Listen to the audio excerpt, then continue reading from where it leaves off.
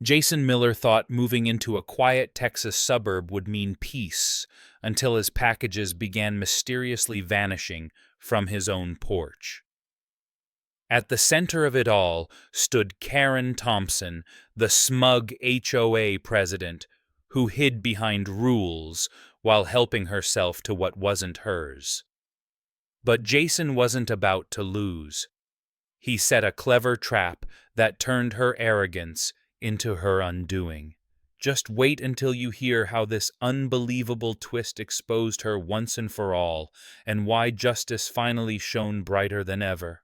My name is Jason Miller, and not too long ago, I thought I had finally found the kind of neighborhood people dream about. You know the picture.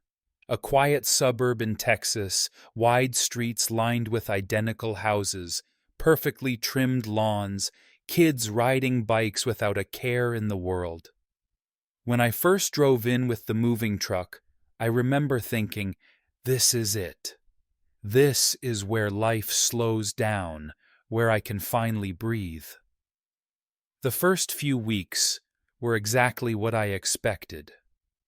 The grass always smelled freshly cut, people waved from their porches, and there was this general sense of calm. My wife and I would sit outside in the evenings, watching the sun dip behind the rooftops, feeling like we had made the right decision. But underneath that postcard-perfect surface, there was a shadow. A shadow with a name. Karen Thompson. Karen wasn't just any neighbor. She was the head of our HOA, the person supposedly in charge of maintaining the neighborhood standards. And at first, I didn't even think much of her. She came over the day we moved in, smiled a little too wide, and welcomed us with a stack of pamphlets about the community rules. I figured she was just a little intense, the kind of person who likes things a certain way. I could live with that. But within days, the little cracks started showing. The first complaint came in the form of a bright yellow slip taped to my door. Bushes not trimmed to standard height. That's what it said. I actually laughed when I read it because who even measures the height of someone else's bushes? Still, I pulled out the clippers and trimmed them down because I didn't want to start trouble right after moving in. Then came the mailbox note.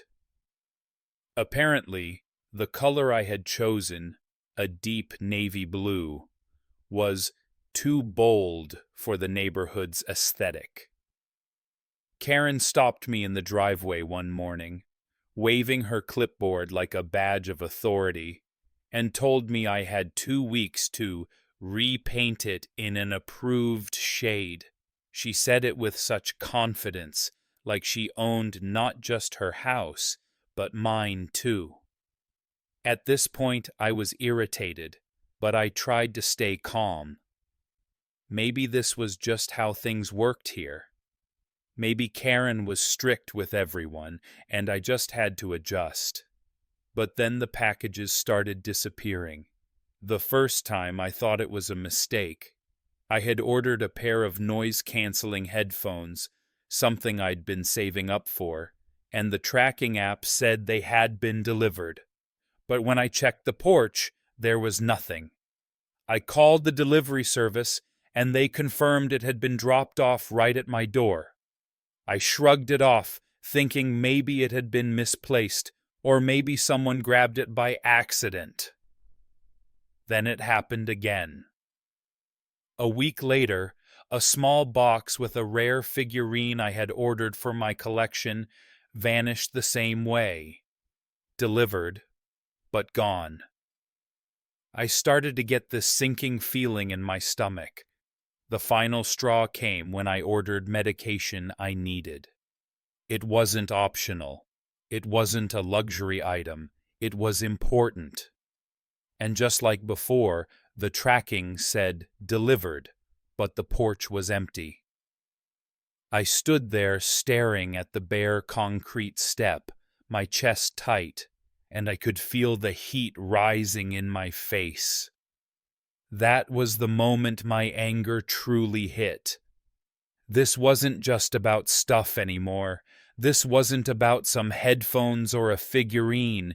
This was about someone taking things that didn't belong to them, right out in the open, as if they were untouchable. And the worst part? Everyone in the neighborhood knew Karen had a reputation for looking after packages. Some people even whispered that she liked to hold on to them for a while, claiming it was for security reasons. But let's be real, that wasn't security. That was theft, dressed up in community rules and fake authority. Every time I saw her walking her little dog, chin up, giving me that smug smile, I felt the frustration boil deeper. It wasn't just losing items. It was the humiliation of knowing she thought she could get away with it, that she thought I was powerless to stop her. For days, I replayed it in my head. The vanished boxes, the empty porch, the mocking look in her eyes whenever I brought up a missing delivery. It was like living in a picture-perfect neighborhood with a hidden villain pulling the strings. And that's when something shifted inside me. I wasn't just annoyed anymore. I was done being the newcomer who quietly followed the rules. I was angry, and I was ready to do something about it. After the third package disappeared, I couldn't hold it in any longer. I decided to confront Karen face to face. I remember walking up to her porch, rehearsing the words in my head. I didn't want to sound aggressive, but I also didn't want to sound weak. When she opened the door, she gave me that same practiced smile, the one that never touched her eyes.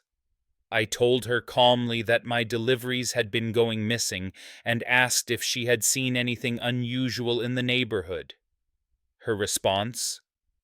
She tilted her head slightly, almost as if she was amused, and said, "Oh, maybe the delivery messed up the address." It happens. Then she gave a little shrug, like the whole problem was too small to even matter. That shrug cut deeper than any words. It wasn't denial, not really. It wasn't even concern. It was dismissal. It was her way of telling me she wasn't worried, because in her mind, she had nothing to worry about. The worst part was what happened afterward. A couple of neighbors, people I had started chatting with during evening walks, quietly hinted that Karen had a system. They said it in lowered voices, glancing around to make sure no one overheard. According to them, she believed it was her duty to keep an eye on everyone's packages.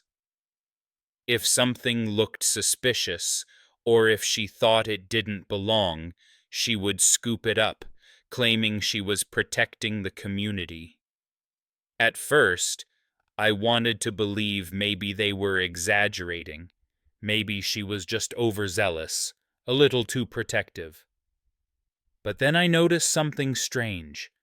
Half the things that went missing, they somehow found their way into her house. A box half opened sitting by her garage, a neighbor's package leaning against her wall. I even saw, with my own eyes, a delivery truck leave something on my porch, only for Karen to walk past it minutes later. And by the time I got outside, it was gone. That's when it hit me like a punch to the gut. This wasn't some misunderstanding. This wasn't her protecting the neighborhood. This was deliberate. And what could I do? Call the police? I tried. But without hard evidence, they treated it like a minor issue, barely worth noting. File a report, keep track of what's missing, they said. But that didn't stop the packages from vanishing. It didn't stop the gnawing frustration in my chest every time I checked the porch, hoping today would be different, only to find nothing. I felt powerless, and worse than powerless, I felt humiliated. Because every time I saw Karen after that, she looked at me with that same smug smile, like she knew exactly what was happening and exactly how little I could do about it. It was a look that said, "I'm in charge here. You're just the newcomer. Don't forget it." She didn't even have to say the words out loud. The expression on her face said everything. It didn't stop there either. I started overhearing her at community gatherings, complaining about newcomers who don't understand the neighborhood rules. She never said my name, but the sideways glances made it clear who she was talking about. And the worst part? Some people nodded along, too nervous to challenge her authority. It twisted something inside me. Every time she spoke, every time she laughed, it was like she was rubbing salt in an open wound. I wanted to shout, to tell everyone the truth, but I had no proof. And without proof, I was just another frustrated neighbor with a story that sounded too petty to matter. The more it happened, the heavier it felt. I stopped ordering things I needed because I couldn't handle the anxiety of wondering whether they'd still be on the porch when I got home. I found myself checking the windows constantly, peeking outside like a prisoner in my own home. I had never felt this kind of helplessness before. It wasn't just about the packages, it was about control. About knowing that someone could cross a line, take what didn't belong to them, and face no consequences. That's the kind of pain that doesn't just sting once, it lingers. It eats at you slowly, making you doubt yourself, your neighbors, even your own sense of safety. And through it all, Karen kept walking her dog past my house, shoulders back, head high, as if she was the queen of the street. Every time I saw her, every time I heard her voice, that sense of powerlessness deepened. It's hard to describe what that does to you, unless you've lived it.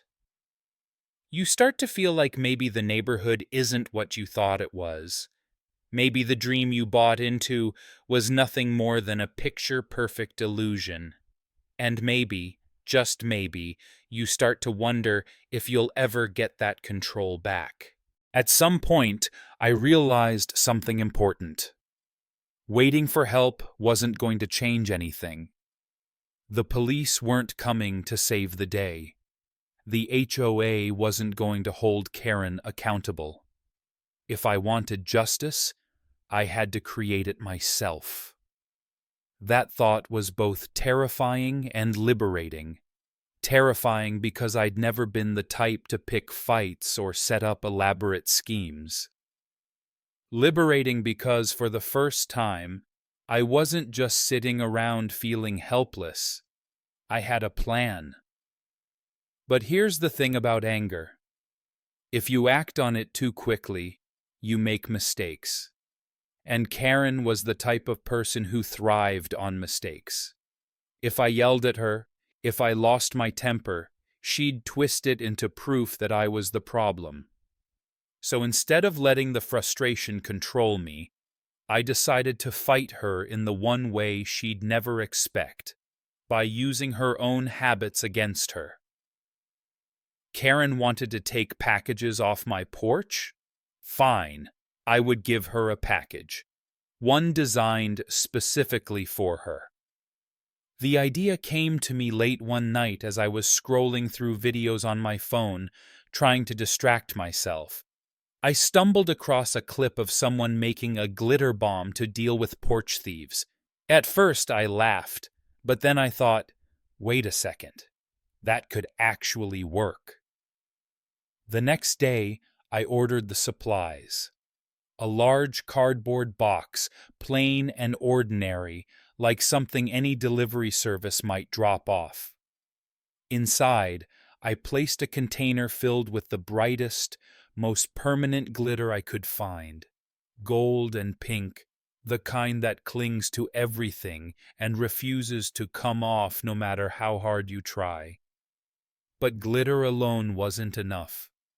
I wanted something that would make sure the moment the box was opened, there would be no escape. So I built a simple mechanism, motion-activated powder that would explode upward the instant the lid lifted.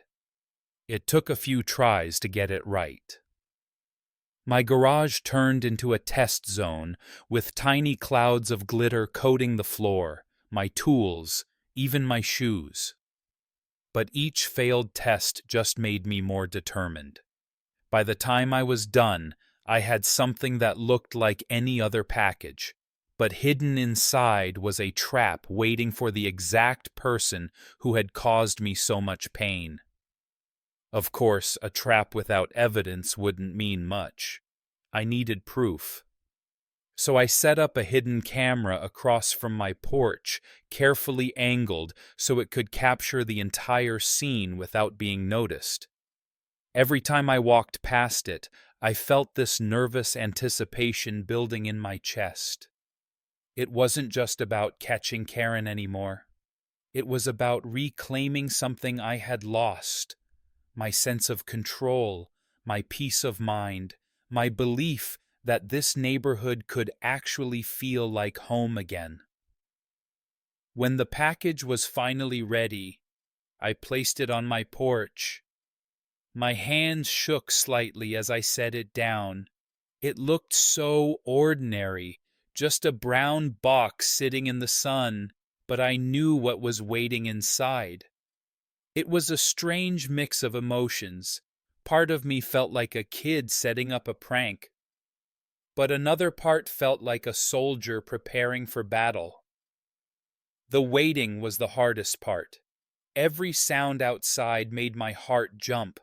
A passing car, a dog barking, footsteps on the sidewalk. Each time I wondered, is this it? Is this the moment? But underneath the nerves, there was something else growing inside me. Hope. For the first time in weeks, I wasn't just reacting. I wasn't just suffering through Karen's smugness or her endless rules. I was taking action.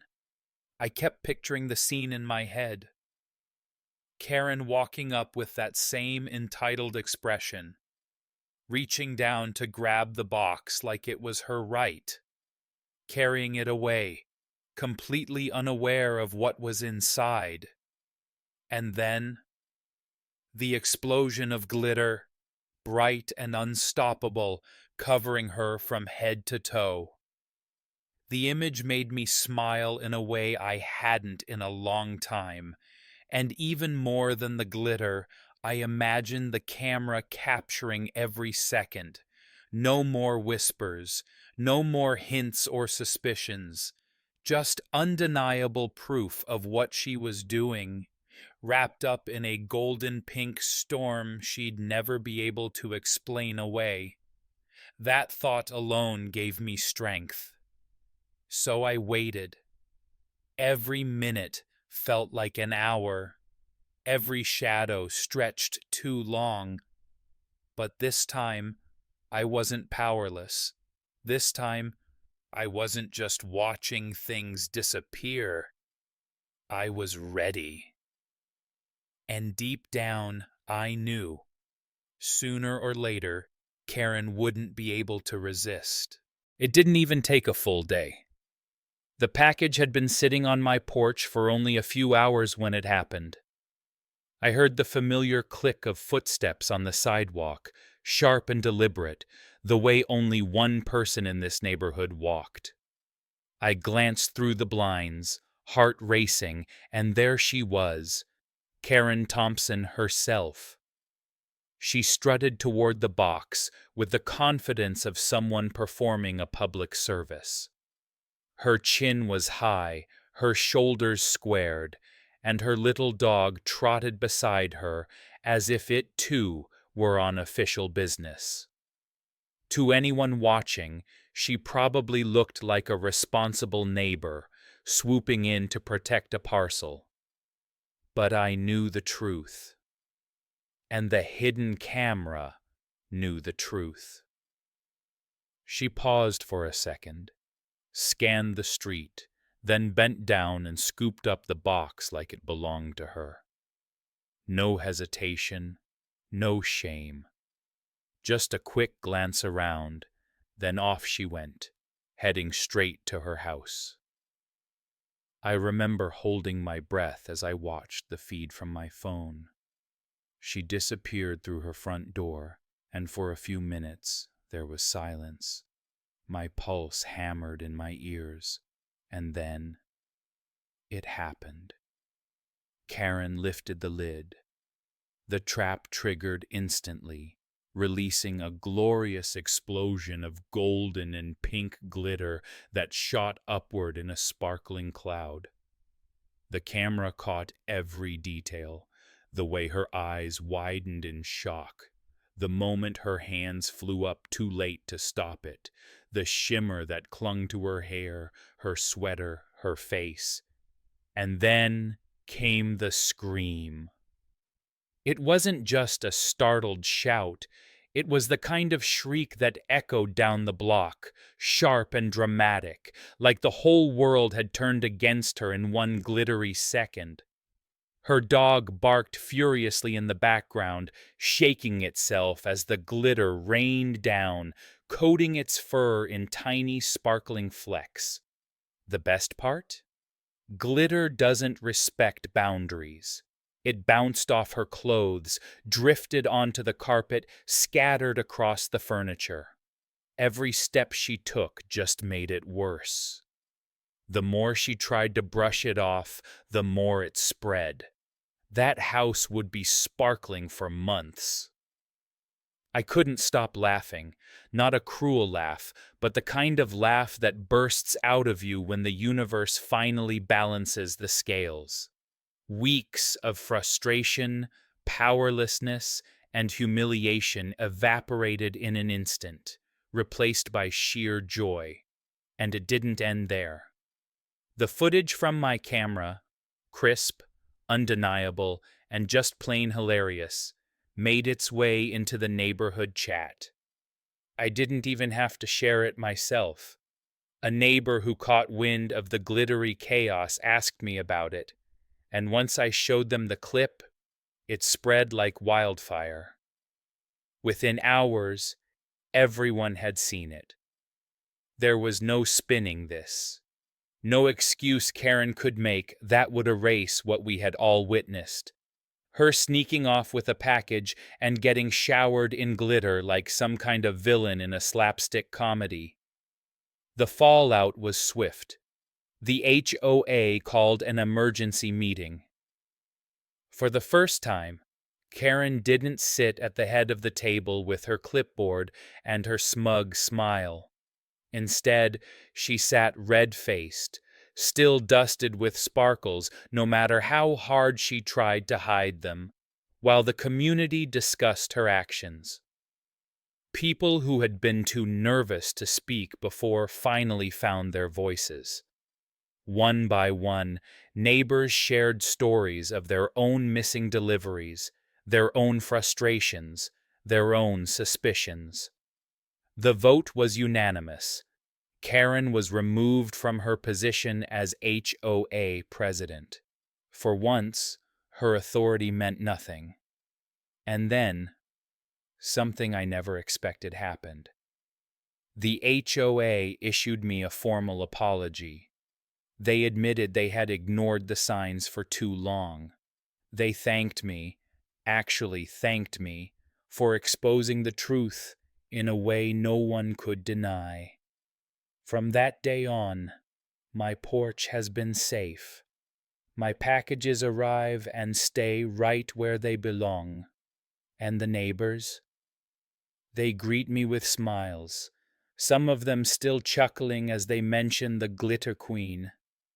It became a kind of running joke, a funny story people told newcomers as a warning. Don't mess with the porch packages here unless you want to sparkle forever.